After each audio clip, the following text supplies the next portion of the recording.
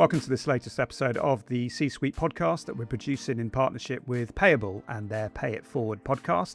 This series shines the spotlight on the ever-changing world of payments with insights from merchants and leading industry experts. Today, our focus is subscription models and the challenges that exist in managing recurring payments on a global basis. One of the most successful businesses in this space is, of course, Spotify. And so I'm delighted to introduce Sandra Alzetta, VP Global Head of Commerce and Customer Service at Spotify. And joining her on the panel today to offer their thoughts and expertise are Dave Birch, author and thought leader in digital identity and digital money, and Breno Oliveira, product lead at Payabl. Welcome to you all, and really looking forward to this conversation. Sandra, maybe I could come to you for the first question. Now, Spotify has seen, as I think we've all read in the press, impressive growth in MAU, subscribers and revenue. So maybe you can give us some insights into how the commerce platform has played a role in achieving those milestones. Yeah, and great to be here. Thank you for inviting me. It was a great year for us in terms of growing our MAU. It was our record growth, growing our subs. And so importantly, it was our first full year of profitability. And with all of that comes a large responsibility from a commerce platform perspective, because it's our job to make sure that we're supporting the innovation that drove all of that. And from a commerce perspective, there's really three key areas that we focus on. The first, obviously, is performance. We need to make sure that we're doing everything we can to enable a successful transaction to take place. So a consumer's decided they love Spotify, they think this is a great product, they want to buy it. We want to make sure that, assuming there's no fraud and assuming the funds are there, that they can actually do that. So a lot of work around acquisition, of course, a load of work around minimizing churn. That's so important to any subscriptions business. Of course, so important to think about giving consumer choice and doing all of that at the best possible commercial rates. So that's around performance. Secondly, enablement. We started off providing one single individual plan, and since then we've added household plans, two people living in the same household, family plan, up to 6 family members living in the same household. We've added podcasts, we've added audiobooks for people who listen on our free solution. They can buy audiobooks a la carte. You can top up with some extra hours and so on. We need to make sure that we've got a platform in place that allows that to happen in a seamless manner. We've got a lot more innovation in the pipeline, which involves changes to the commerce platform as well. So that's very much top of mind for us. And then thirdly, obviously, revenue protection. People love Spotify. That's great. We do have some bad actors who don't want to pay. So we need to make sure that we're closing any possible loopholes that they might see to prevent any kind of misuse. And we really want to make sure that we're clamping down on any kind of fraud that we see potentially coming in. Perfect. I have a family plan myself, so I know all about the different plans that you offer. But no, thank you, Sandra, for explaining that. Dave, let me come to you. How do you assess the current subscription space? Well, first of all, I think Spotify is an unusual example in that I've got a family plan as well, and we all love Spotify. So it's an easy example to talk about. But to give you a better picture of the general state of subscriptions, I thought I'd look up a couple of articles on my way in here so that I could appear clever and informed and make some incisive comments. And I found a fantastic piece in Marketing Week about whether we are getting close to peak subscription or not. Unfortunately, when I clicked on it to read it, it says that I have to pay £7 a week for a subscription, which I have absolutely no intention of doing. So no sale. Last week, I won't say the game, but there was a particular football game I wanted to watch on TV. So I went to, I won't name the name of the app. I click on it to watch the football game and it says, well, this is a special premium service. You have to subscribe to something else. I can't remember what it was called. And it was, I think, $7.99 a month or something, which obviously I didn't do. So there's an issue here because for some people, like Spotify, it works great. But actually, we're getting to the limits of the subscription model in the economy as a whole. In both cases, neither Marketing Week nor the streaming company made any money out of me. When had they just said, look, just click this button and pay £1 and you can read it, I would have done it. So this is why I think it's like an interesting time, and why I think some of our assumptions about things that have worked okay in the past have to be questioned. We have to look again at some of them. So are you suggesting that there are maybe just too many platforms, or rather that when we actually get to that purchase point, there aren't enough flexible options for us to be able to view or to read that particular information? I think what we lack is, it would be nice if there was an extra button on the keyboard that just said pay them £1 or pay them $1 or something. Like, I come to some web page, I want to read something, pay them £1. We've never had that from the earliest days of the internet. From the earliest days of the internet, you've seen very, very prescient, I think, comment which says, look, if you build the internet on other kinds of models, largely advertising, you end up with what might not be the best kind of internet for society as a whole. So this idea that we need to rethink payment mechanisms, I think, is more important than simply generating a bit of revenue here or there. It's also true for Spotify, by the way, because it's entirely possible Spotify could offer me some extra services that I want, but I don't want it all the time. I just give me it. I'll pay a £5 and do something. I don't want to subscribe to something more.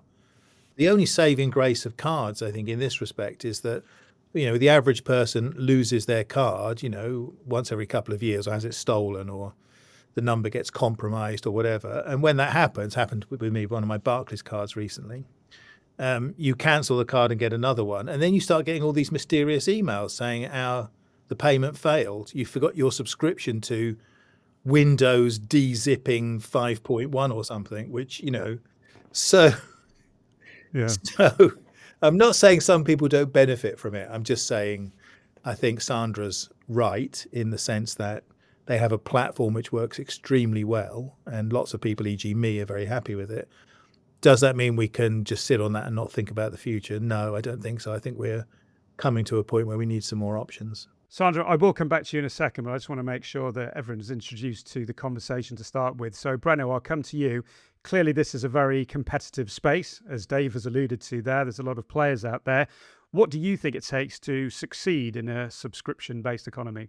Yeah, first we need to understand if there is still room for growth, as Dave said before, right? Some studies show that the compound annual growth rate between 2023 to 2028 is equal to 9.5%. So in the payments industry, this is quite a lot. So we still have some room to grow there in that space. And if businesses want to grow into the subscription model, they need to embrace localization, not just adding them as payment methods, but by integrating them with the local consumer habits. And what does it mean? It means that payments are not only transactions anymore, but they are an integral part of the product experience. And we can see some examples of that with Pix in Brazil that was launched in 2020, and it was really transformational. Last year, they crossed 64 billion transactions, an impressive year-on-year growth of 53%. And I think June this year, they are launching Pix Automatic, which is the one that is for the recurring payment methods, which is also impressive. But overall, I think that if you're a business who wants to lead in this space, you need to change your product strategy to follow suit with customer habits. Sandra, I'd be keen to get your take on local payments here. How big a part have they played in driving Spotify's growth in emerging markets? What have been some of the recent success stories? Yeah. So local payments really matter to us. And just picking up on some of the comments, listening to consumers, understanding what they want and providing them with choice is key. So in some markets, for example, we have pay as you go. That's what consumers want. In other markets, actually, people, they love Spotify. They want to sign on and they want to know that they're going to receive the whole product every month. Just back to local payments. We spend a lot of time working on understanding the different needs of our users in each market. And it's actually, Breno, you mentioned Pix Automatico. It's often used as an example, but such a good example. So we're, of course, working with Pix in Brazil just now for individual payments. and we're an early adopter. So, as soon as Pix Automatico is launched this summer, we will absolutely be accepting Pix Automatico. Very similar to what we did in India with UPI. And the fact is, in India, by far the majority of our users choose to pay with UPI. That's going to happen in Brazil as well. And we can just see across particularly, I would say, in some of the more emerging markets, the real consumer appetite for these different types of payments. Southeast Asia, so many wallets now that are really taking over from cards. Cards are no longer our primary method of payments in Southeast Asia. PayPay in Japan, when we switched that on, that made a big difference. What else? We switched on Verve in Nigeria. That made a huge difference, both expanding our addressable market, but also just in the quality of the payments themselves. We've got M-Pesa, of course, in Kenya. What else? Kakao Pay in Korea, Toss also in Korea, bunch of others across all of Southeast Asia. And what it's really telling us is the importance of letting our consumers choose how they want to pay. So I couldn't agree more in that. So it's all about, for us, expanding our addressable market, making sure we're getting the best performance possible, and letting our consumers know that we're listening to them. Can I just ask, in developed markets, Sandra, so in Poland, Sweden, Denmark, places like that, where you have the very convenient and actually very widely adopted account-to-account payment mechanisms, do people stay with cards for online subscriptions, or are they steadily moving to account-to-account? It's a bit of a mixture, but you can definitely see a movement to account. Because I'm sort of hoping when we get Poundo Automatico, or variable recurring payments as we call it here in the UK, I wonder if a lot of people aren't going to move over to VRP, because the idea of having a sort of single dashboard against your bank account where you can see all the things you've granted permission for at once, I wonder whether the sort of convenience and manageability that brings will actually begin to displace some of the, really quite well embedded card stuff now. Yeah, could be. I think what's interesting is each market is behaving differently. But the ones that I've just mentioned are the ones where we've really seen, I would say, a significant impact on our business. And I think it's also worth mentioning, we do look carefully at local payment methods, and we make sure that what looked like a good idea continues to be a good idea. So if it's not being used by our users, we will deprecate it as well. Breno, what do you think businesses need to be mindful of when they are introducing these local payments? So clearly there's been this proliferation, this explosion of local payments all over the globe. So how do businesses actually plug these in? What are the challenges behind that? I think following a little bit on what Sandra said, first it should not be an afterthought. Each payment method is good for something and started off by something, right? And adoption doesn't say it all. So just because a payment method is widely adopted in the market, it could be used for tax payments, and sometimes it's not what you expect to use it for. So local payment methods, they cannot be considered like a checkbox. It's a full integration in the full sense of the word integration. So you need to understand what they are there for and integrate with your product strategy. And the challenges that we have is to understand how it's used in the market, and to advertise it, and to make sure that it's a part of your product strategy, and make sure that you use data to back it up.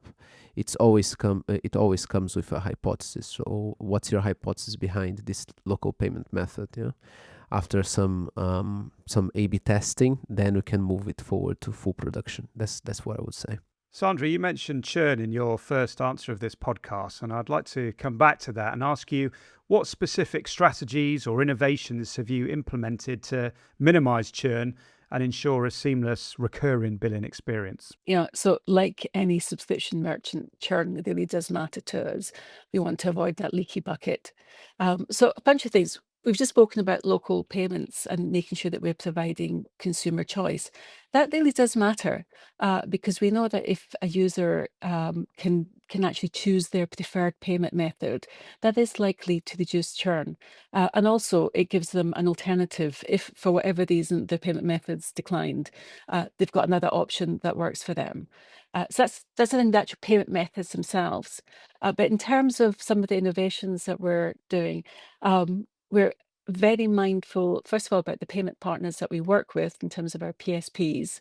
And in terms of our routing, a lot of work done there, making sure that we're routing appropriately. We'll also make sure that we're chaining. So if we do get a decline and it makes sense to us, we will send back through to see if we can get an authorization from another PSP.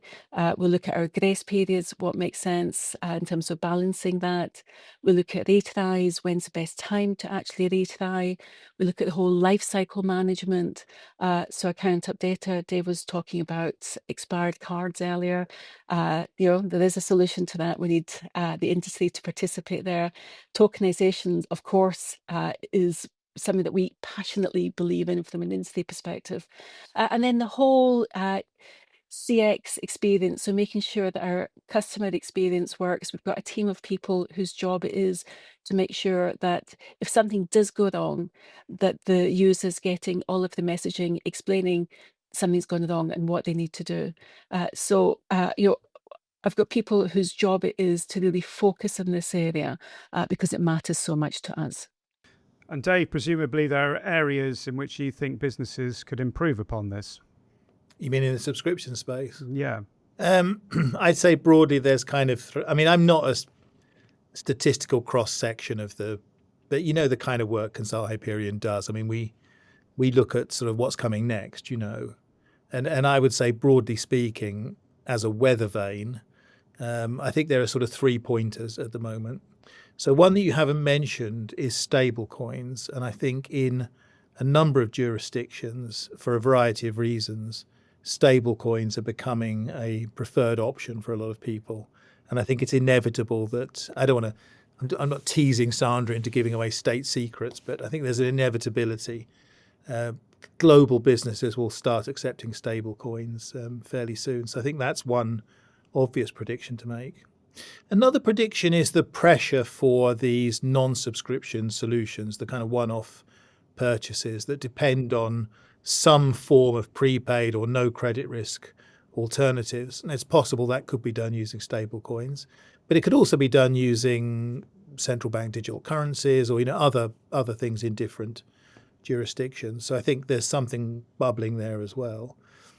Probably where I think the most unusual pressure, sort of just looking out the corner of my eye, remember we're moving into an era where Sandra won't be selling things. Well, she will be selling things to me, but it won't be me that's paying. It will be an AI that's paying because, and I hate to say it because of the people on the call, but, we have to face the fact that, and I didn't want to be the one to tell Sandra this, but it's going to come out sooner or later, but payments are just not that interesting. Most people just don't care.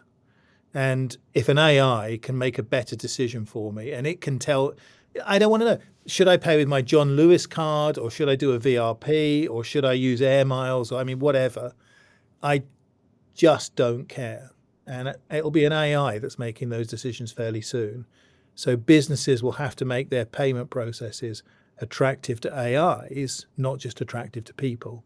And that will mean, actually, I'm not sure what it means completely, but it certainly means things like, well, you have to think, what kind of things would an AI value in these transactions? Response time maybe, or service uptime or stuff like that. But yeah, probably the biggest change coming is that it really won't be people paying in a lot of markets. It will be their AIs. Breno, let me come back to you because Sandra was talking about the billing experience earlier on. So it'd be great to get your thoughts about how businesses can enhance the checkout experience and maybe use analytics successfully as well.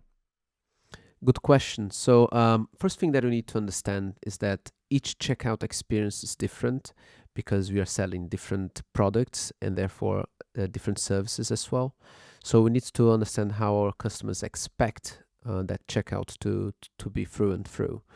One of our recent studies with Payable showed that 43% of the consumers will retain from coming back to the website if they have a poor checkout experience. I think it goes to show that checkout is a key enabler for businesses to accomplish their targets, right? And when we're talking about targets are always connected to product analytics and insights. Yeah? So we need to understand what are your initial KPIs and track it against the reality, and therefore create your hypothesis. And with product hypothesis, you'll be able to create your initiatives and tweak your checkout experience. Yeah? And this may vary from payment method to payment method, but what we all want to do for checkouts to make this as seamless as possible, and convert that specific purchase, right? So in a nutshell, create your hypothesis, you iterate, you test, you refine. Yeah, just on that, I think it's important to remember Dave's AI purchases. It's for a person, and let's not forget just the importance of a person. So AI is a tool to help make things better, to help Dave continue listening to his Spotify in whatever payment method is best for Dave. I want to do the fun stuff, like choosing the playlists. That's great. No, That's I exactly don't what we want want to you do to the do. boring stuff. No, that's right. I mean, the whole point of payments is, if we get it right, it's completely seamless. You don't, you're not coming to Spotify to pay, you're coming to Spotify to enjoy. I think it's also just, just talking about that. We use AI a lot, obviously, as a company for all sorts of things, including for our playlists. And for our personalization. But it is absolutely hand in hand with our editorial staff. We've got people whose job it is to spend half of their day listening to new music coming in and figuring out what actually works in terms of personalization. So I think the secret here is just getting that balance right between using technology and also recognizing the value add that humans can provide as well. Excellent. Sandra, let's just have a talk about, you mentioned household plans, which myself and Dave have earlier, and you've got the other plans as well, the duo, the personal. What about kind of fraud across those plans? What do you do about that? How do you ensure that on a family plan, it is only members of my family listening and not extended cousins and all the rest of it? What do you do in that space? So first of all, it's great that so many people love Spotify, love Premium. With that comes the fact that some people want to enjoy that without paying. And I think it's important to remember our origins. We were established specifically to create a viable alternative to piracy, and we created a model where people pay for their music, so it's actually a sustainable business, and the whole creator world is appropriately compensated. So we want to make sure that people aren't abusing. And there's two types of issues here. One is where people are abusing, just as you said, finding loopholes and let's say misusing. And then it's fraud itself. So in terms of misuse, I can't get into too many specifics for very obvious reasons. But one good example would be around family plan accounts. So with family plan accounts, that's where we make it possible for a family living in the same household to have up to 6 accounts on the same plan. And here we will continually verify people to make sure that they are living in the same household. And if they're not, then, if they're not able to verify themselves, then we will turn them off to our free service. Another example could be that in some parts of the world, we've got users who may try and purchase Premium at a price offered in another country, a lower price. So again, that's another area that we'd focus on. So that's really around the misuse. From a fraud perspective, we're active in 184 markets. They're very different in terms of people's listening patterns. They're different in terms of payments. Also, from a fraud perspective, they're different. And we put a load of effort into just getting that balance right between keeping the bad actors out, but not introducing too much, ideally zero, as close as we can get to zero, false positives. And we're using a lot of machine learning there so that we can really identify patterns. We use networks to link individuals to their payments so that we can really understand more what's going on. And this is just a continual initiative. With fraud, it is never done it and I can just forget about it. It's continually looking at how these things are evolving and making sure that we're doing everything we can to keep one step ahead. And I just think it's important to remember, if someone, for whatever reason, doesn't want to pay or they can't pay, we do have a fantastic free service that's available as well. Absolutely. Now, let's just finish with, looking into the future a little bit. Dave, you've already mentioned about how you see the future in terms of AI bots managing subscriptions and other tasks that we need to do on a daily basis. Just pick up on the point that Sandra made there about fraud, though. You write a lot about fraud and digital identity. What do you see as the main threats coming down the line, I guess? Well, the point about households, I think, illustrates it quite well, which is because we have no working digital identity infrastructure, people like Spotify are forced into using all sorts of inaccurate proxies in order to, like, whether someone's a member of my family or not should be a digital identity credential, not a probabilistic calculation based on what they're listening to and where they're listening to it. So I think, it's not going to happen tomorrow, but digital identity is a problem that needs to be solved. And when it is solved, people like Spotify will be able to take great advantage of that kind of thing. And then, of course, there's also the issue of blacklists, which I've suggested once or twice before, because occasionally on my Discover Weekly, it will occasionally throw up U2, for example, which I can't stand. And if there was some sort of list where you could put things, oh, you didn't mean that sort of blacklist. You were talking about fraud again. Okay. Fraud, we don't need to worry about it. We don't, because you're moving towards things like account to account and PICs and things like that, where you have strong customer authentication, you have much better fraud controls, you have consumer dashboards so that they can see what they're subscribing to. I feel very positive about all of this. Okay. Except Breno? the U2 thing. That's still in my Except playlist. the U2 thing. You definitely want them off your playlist. Okay, fair enough. Yeah, I'm with Dave here. Actually, You can't stand them either. Yeah. No, I'm talking about account to account.